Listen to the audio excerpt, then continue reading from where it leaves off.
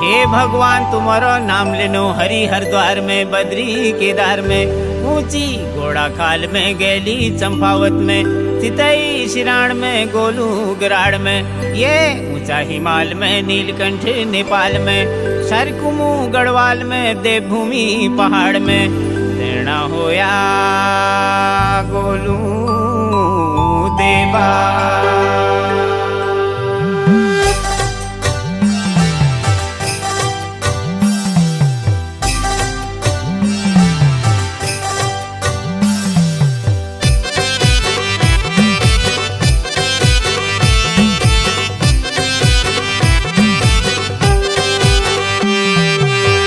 गोलू देवा हो गोलू देवा, महिमा तुमरी विशाला, दियो तुम दर्शना। गोलू देवा आयो हम घोड़ा खाला, गोलू देवा आयो हम घोड़ा खाला।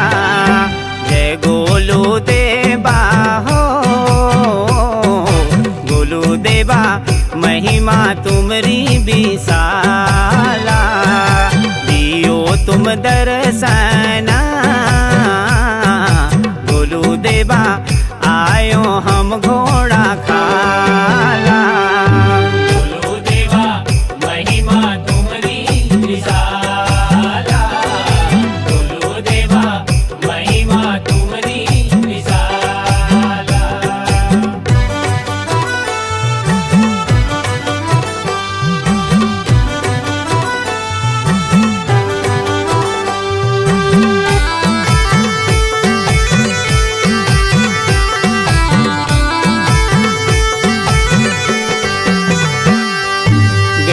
चंपावत माझा जन्म स्थाना, घोड़ा खाल चितई में करनो दर्शना। जय हो गोलू देवा, जय हो गोलू देवा।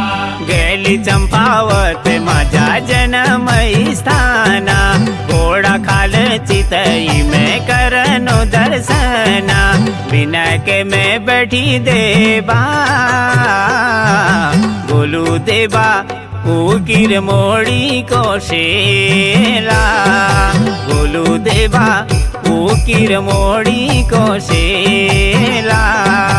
गोलू देवा महिमा तुमरी विशाला, गोलू देवा महिमा तुमरी विशाला।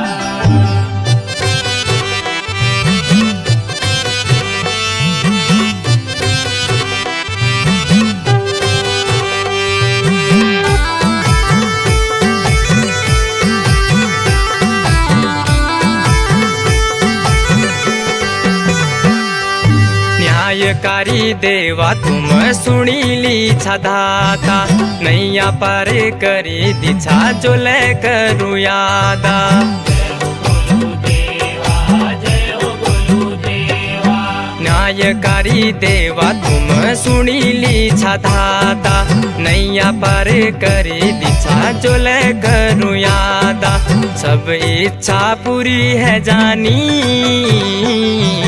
गोलू देवा, जो ले अर्जी लगाला।